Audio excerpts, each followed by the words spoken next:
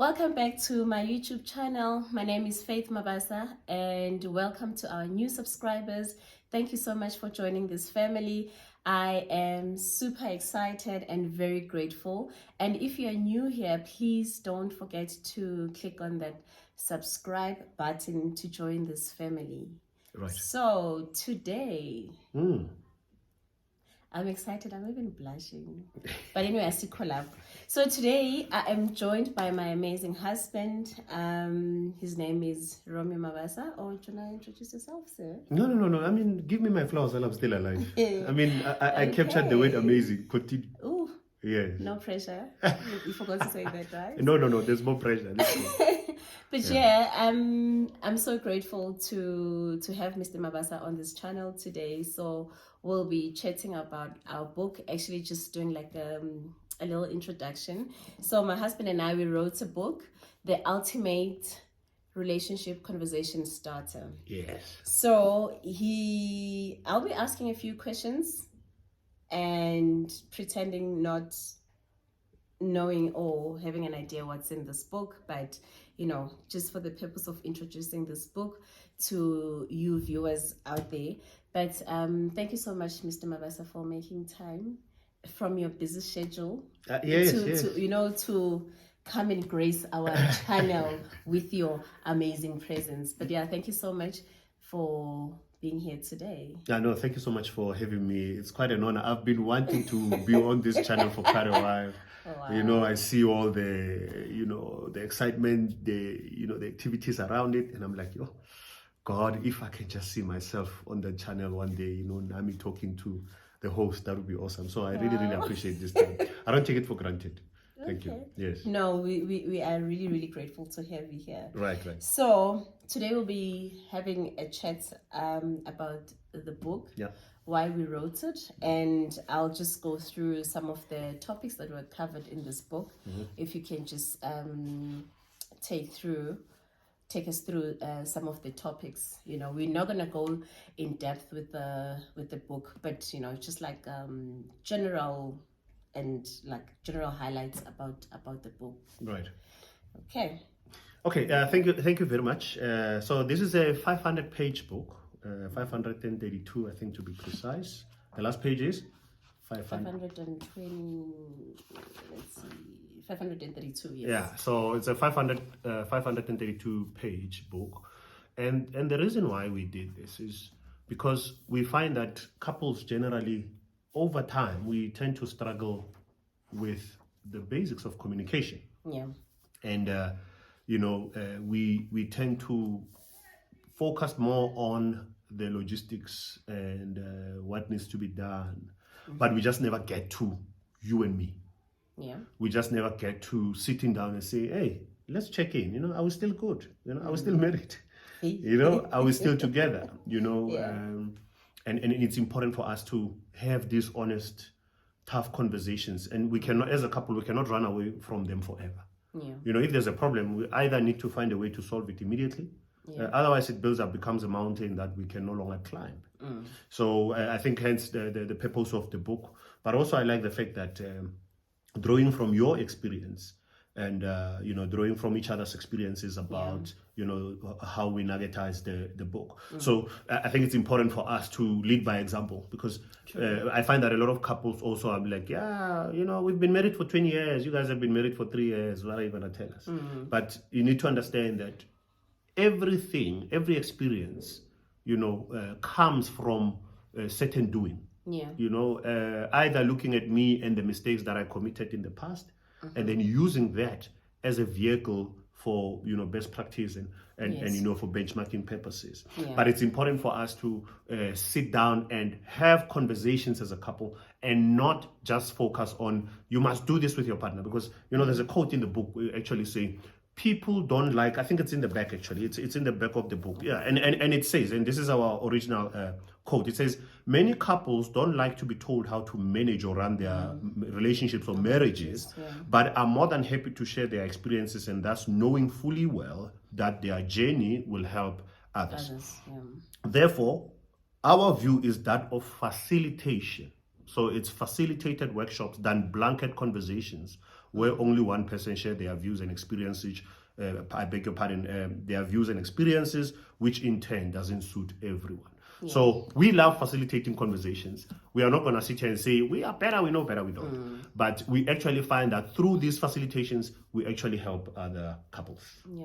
Yes. I like what you just mentioned, to say, looking at our experiences, where you've made mistakes before, where I've made mistakes before, and us coming together.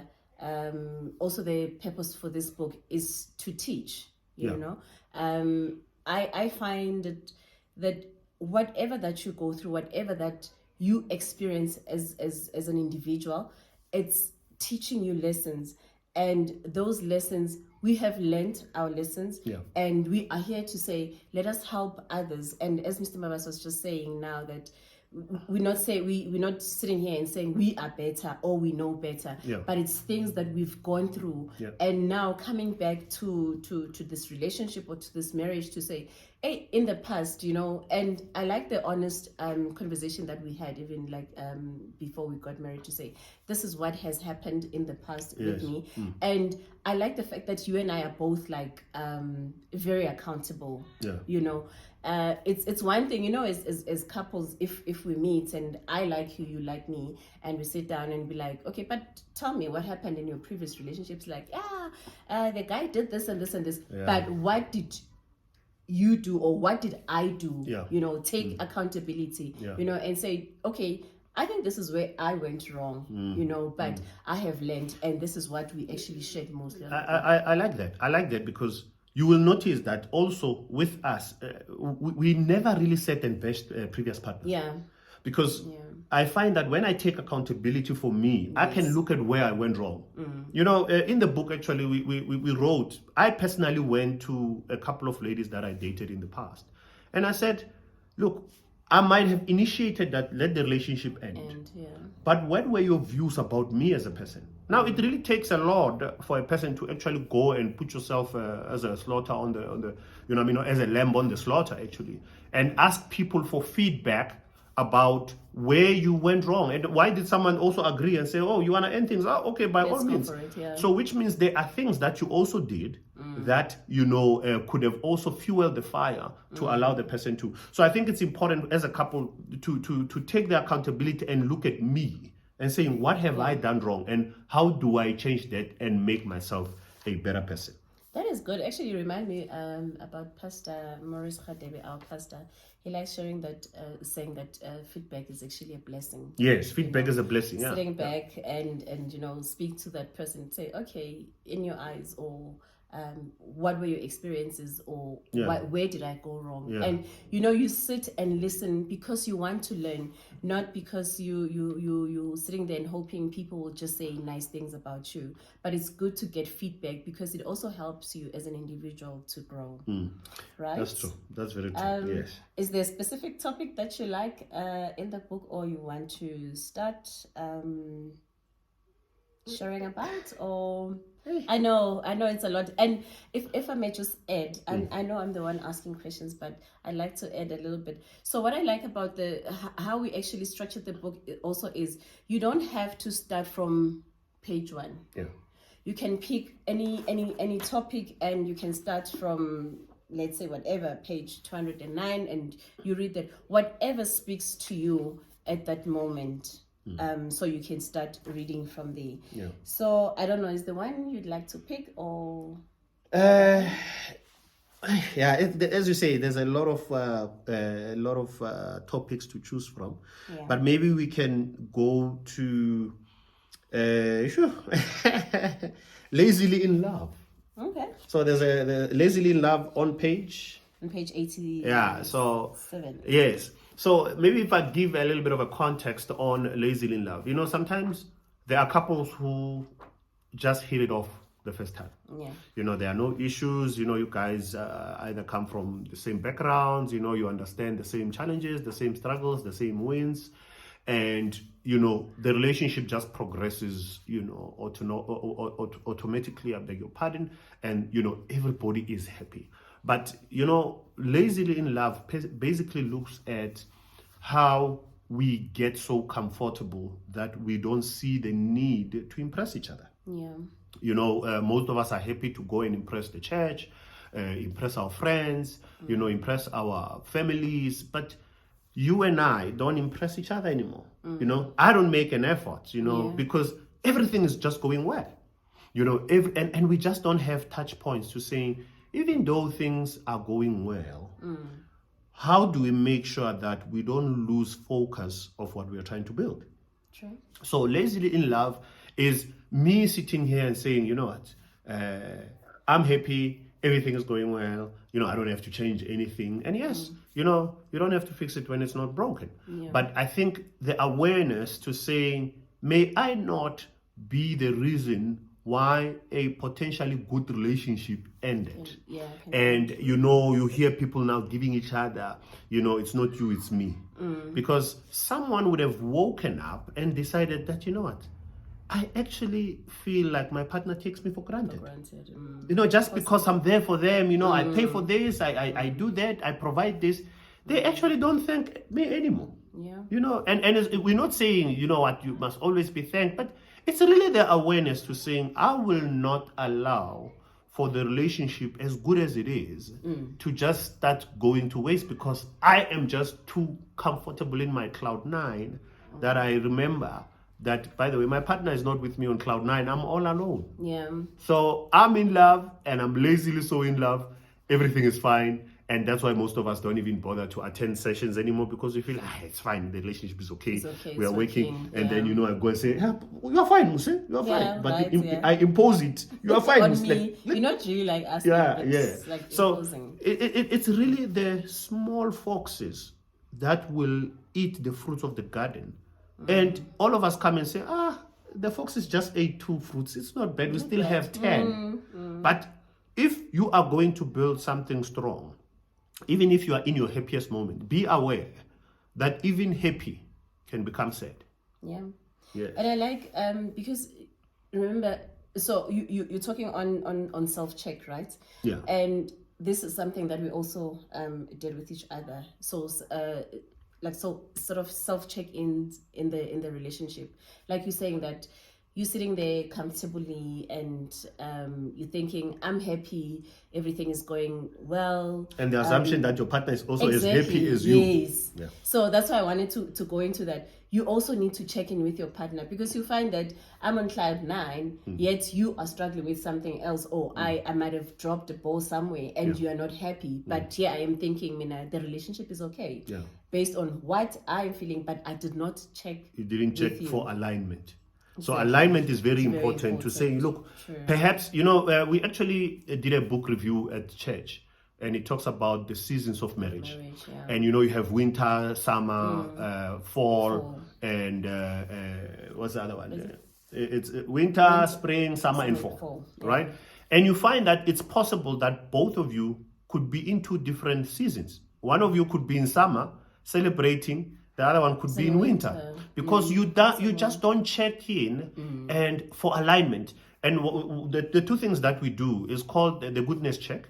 Yeah. And the goodness check is observe all the things that are going well and appreciate them verbally, openly. Yeah. And then the relationship check is really just to take the accountability to say, look, I think we are happy. I'm feeling happy. Where are you? Yeah. You know, and to make sure that both of you are in the same, you know, boat. Otherwise, when the other one, you assume the boat is moving nicely and the other one is capsizing because you are just not in the same boat. So hence we talk about alignment. Yeah. It's important. You need to align. So one of the topics that I'm picking up here under this topic, be teachable. Yeah. That's, I think for me, that is very, very important in a relationship. Yeah. You know, to say be teachable. And I like this because for me, I find that I grow more and I grow in our relationship. Our relationship becomes better because if, for instance, you teach me how you want certain things or how you want to be treated, it makes things easier for me. Yeah. And I remember beginning of our relationship, so as a disclaimer, before I used to be very like quiet, not speak much. But my husband said to me, Faith, I'm not in a relationship with your head or what's in your head or in your mind. You need to let me know the things that you like. You need to teach me how to treat you. Yeah. And it wasn't easy, but because if you have a teachable spirit, and because I wanted this marriage or this relationship to grow or this baby to grow, you have to nurture it, and both of us, you need to put in the work, the both of us. Yeah, and I think it's also looking at yourself and saying, which past habits do I need to change? Look, previous relationship have a way to really either enhance or destroy the beauty of our identity. Yeah. But also you find that generally as a person, you are not very talkative, you are not very, you are an introvert or you're an extrovert, whatever it is. But then when we talk about, you need to sit down and check which habits will destroy a relationship. I don't believe, it's completely right for someone to say, you'll get used to me, I'm like That's that. how I am. But this person, what you don't realize is that your partner could actually be suffocating from that such statements or such sayings. So it's important to always go into your relationship, and you have to make adjustments every single day. Yeah. We all have to make adjustments. So one of the topics in the book is called habits to unlearn. You need to both sit down, as individuals, and look at the habits that have the potential to destroy your relationship. And you need to start unlearning that without your partner having to tell you. Actually, Yeah, because it can be annoying. You are constantly reminded, hey man, laugh more, eat less, run, do this. But if you start developing those habits on your own, you are the carrier of your past experience, not your partner. So you know what needs to be fixed in order for you to, to be a blessing in your partner's life. Yeah. It sounds like it's very interesting. There's just so much to learn and to read about, and even also, open for discussion. Yes. Some of the topics we have in the book. So one of the topics that just caught my eye now, be passionate about pleasing your partner. Yes. So I think one of the things that I like a lot is we need to learn to live with each other's differences. Yeah. Because that's why God made us with different fingerprints, isn't it? I mean, if God wanted us to be the same, He could have just really made all of us the same, and gave us all the same name. Imagine I say, hi, Romeo. You say, hi, Romeo. How is that going to work? But that would have been nice. Imagine such a beautiful Yeah, I agreed. Yeah, so it's important for us to understand that, when we start to embrace each other's differences, then we find new ways to work with each other. Why are you able to deal with the differences of your colleagues at work? Why are you able to deal with the differences of your friends, family members? But you kind of like assume that your partner must just know what you want. They must just know how much of it you want. And that's why we need to embrace the spirit of differences. And from there, you are able to then start developing the passion to please each other. But you need to understand it's a process. You need to break yourself down in order to rebuild so that you can be a better partner. So passion is born out of intentionality. You have to be intentional. Because if you're not, then trust me, it's going to be a struggle. One of the taglines in the book is some relationships work, others need work, or others feel like work. So which one is yours? And you need to adjust. You have to adjust in order for things to get better. Yeah. Well, this actually reminds me of the love languages. Yeah.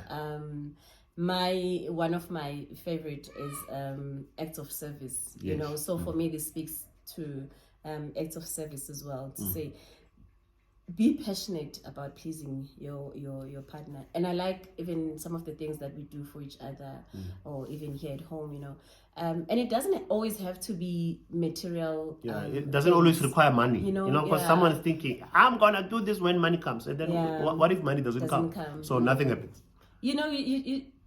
you just need to be like creative and think about it. What, you know, I like what my husband sometimes says. Say, now when he wakes up every day, is like, how am I going to prioritize our marriage today? Yeah. You know, it's like servicing your relationship, servicing your marriage. You sit there and think like, oh, for instance, I know my husband, he loves his cup of coffee in the morning when he wakes up. But unfortunately, because he's an early riser, he wakes up first, so he makes both of us a cup of coffee in the morning. But you know, you sit and think during the day to say, how can I make my partner's day better? You know, let me add on that. You know, we you know, as we grow, we get busier. Yeah. And one of the things that we don't want to do is for your partner to feel like you're not prioritizing them. True. And look, you have your phone. If it means actually that you have to put in a calendar invite for yourself to say, call wife. Okay. You know, put reminders, because trust me, you get to a point where you've depleted all the apologies. Yo, I'm sorry, I forgot. Oh, I'm sorry, I didn't do it, because you only prioritize your work. You don't prioritize the work that needs to be put into your marriage. Yeah. So what I do is, if I'm going to have a hectic week, I'll actually put recurring reminders to say, I need to call the wife, I need to do this, I need to do that for her, because at what point in your day do you prioritize your marriage? And that's the question that I want you to always remember. At what point do you prioritize your relationship? Yeah. You know, in a day, at a specific time, I need to do this for my partner, or I need to do this for our relationship or marriage. Yeah. Thank you so much for availing yourself in an awesome chat. Thank you for the invitation. Hey, I'm not going to sleep today. Yeah, well, I finally made it to the channel. Oh, Jesus. I'm very happy. What can I say? Guys, thank you so much for joining us today. And yes, definitely you will be seeing Mr. Mabasa very soon in this channel. We have so much to talk about and to share and, you know, to teach. Yeah. Also, can you take us through or tell us where to find the book and where people can get hold of you? Well, my people know where to get hold of me since you're a guest here. Yes. So as a guest of the show, you can find me I'm very, very active on social media. So Twitter is Maromza, Maromza. And then on Instagram is Romeo.Anyani.